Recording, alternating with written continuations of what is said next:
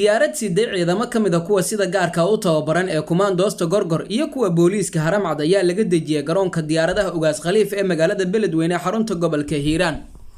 Diyaaradda oo sidee asgar gaaraysay ilaa 50 asgari ayaa waxa ay saakay ka ambabaxday gudaha garoonka diyaaradaha Aadan Cadde ee magaalada Muqdisho waxayna toos uga degtay garoonka diyaaradaha ee magaalada Beledweyne sida ay xaqiijiyeen saraakiil amni.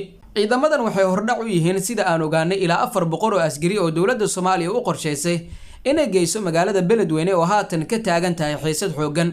Wararka ayaa sheegaya in ciidamadan ay ku biiri doonaan kuwa dawladda Soomaaliya ee horey u joogay magaaladaasi isla markaana ay qayb ka noqon doonaan ciidamada sugaya amniga doorashada kuraasta taala gobolka Hiiraan ee bartamaha Soomaaliya. sidoo kale wararka ayaa intaasi ku sii daraya in amarka ciidamada looga qaaday Muqdisho laguna geeyay halkaasi uu bixiyay madaxweynaha uu waqtigiisu dhamaaday Maxamed Cabdullaahi Farmaajo oo maalmihii ugu dambeeyay toos faraha ugu la jiray arrinta Beledweyne. Magaaladan oo hoos tagtay Hirshabeelle ayaa waxaa dhawaan lagu qaban doonaa doorashada ilaa 25 kursi oo kamid ah xubnaha golaha shacabka ee baarlamaanka Soomaaliya, waxaana xusid mudan in kuraastan mid kamid ah uu doonayo Fahad Yaasiin oo aad ugu dhow Farmaajo. dhaqdhaqaaqyo iska soo horjeeda ayaa laga dareemayaa Hiiraan, waxaana duleedka Beledweyne ku sugan ciidamo gadoodsan oo ka soo horjeeda Hirshabeelle walow dhawaan Muqdisho la keenay Generaal Xuud oo haatan wada hadal kula jira dawladda Soomaaliya. Horey dawladda dhexe ayaa ciidamo uga dejisay magaalooyinka Garbaharre iyo Dhuusamareeb oo ka kala tirsan maamul goboleedyada Jubbaland iyo Galmudug. dhinaca kalena taliska ciidamada xoogga dalka Soomaaliya ayaa faahfaahin dheeraad ah waxa uu ka bixiyay howlgal qorsheysan oo ciidamada dawladdu ay ka sameeyeen deegaano ka tirsan gobolka Galgaduud ee bartamaha Soomaaliya. taliyaha ciidamada xoogga dalka oo u waramay warbaahinta dawladda ayaa shaaca ka qaaday in howlgallada laga sameeyay inta u dhaxaysa degmooyinka Dhuusamareeb iyo Guraceel ee dawlad goboleedka Galmudug isla markaana lagu beegsaday Al-Shabaab. Odawaa Yuusuf Raage taliyaha ciidanka xoogga dalka Soomaaliya ayaa waxa uu sheegay in ciidamada howlgalka wada ay dileen ilaa 20 xubnood oo ka tirsanaa kooxda Al-Shabaab isla markaana ay ku jiraan saraakiil. sidoo kale wuxuu tilmaamay in howlgalladan lagu soo qabqabtay waxyaabaha qarxa oo lagu aasay wadooyin ku yaala duleedka caasimadda Galmudug ee Dhuusamareeb. waxa kale oo intaasi ku sii daray in howlgallada ay sii socon doonaan ujeedkuna uu yahay sidii Al-Shabaab looga saari lahaa halkaasi loogana hortagi lahaa weeraradooda.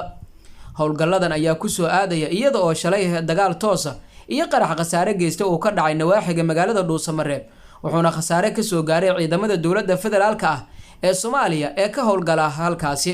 Dhuusamareeb ayaa kamid ah magaalooyinka loo qorsheeyay doorashada, waxaana haatan ka socota doorashada kuraas kamid ah xubnaha golaha shacabka ee baarlamaanka Jamhuuriyadda Soomaaliya.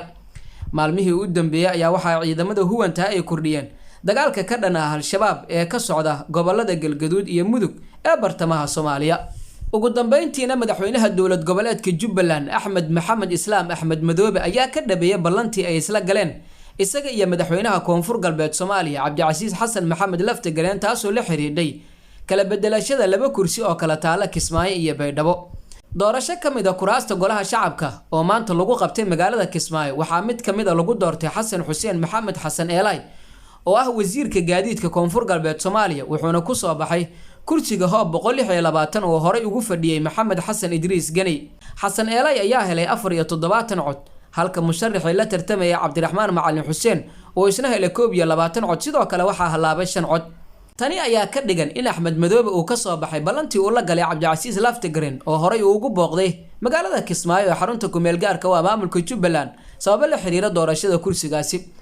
doorashada ayaana halkeeda ka sii socotay waxaana la soo gabagabeeyay kuraastii kale ee maanta loo qorsheeyay inay ka qabsoonto magaalo xeebeedka Kismaayo. kursiga hoob 127 ayaa waxaa ku guuleystay Dr. Axmed Aadan oo helay 84 cod. sidoo kale kursiga hoob 118 ayaa waxaa ku soo baxay xildhibaan Yuusuf Maxamed Ismaaciil oo loo qaaday cod gacantaag ah kadib markii uu tanaasulay musharaxii la tartami lahaa. kursiga saddexaad ee hoob 126 oo aadisha loogu hayay waxaa isna ku soo baxay Xasan Xuseen Maxamed Xasan Eelay oo ah wasiirka gaadiidka dawlad goboleedka Koonfur Galbeed Soomaaliya, wuxuuna helay 74 cod halka musharaxii la tartamayay ee Cabdiraxmaan Macalin Xuseen uu isna helay 21 cod. sidoo kale waxaa halaabay 5 cod. kursigan ayaana kamid ahaa 2 kursi oo ay kala bedesheen madaxweynayaasha Jubbaland iyo Koonfur Galbeed kuwaas oo kala yaala Baydhabo iyo Kismaayo. maamulka Jubbaland ayaa horey u qabtay doorashada kuraas kamid ah xubnaha golaha shacabka ee baarlamaanka Soomaaliya, gaar ahaan kuwa deegaan doorashadoodu ay tahay magaalada Kismaayo ee gobolka Jubbada Hoose. talaabadan ayaa qayb ka ah fulinta heshiiskii dhawaan laga gaaray doorashooyinka Soomaaliya kadib shirkii golaha wada tashiga qaranka ee ka dhacay magaalada caasimadda ee Muqdisho.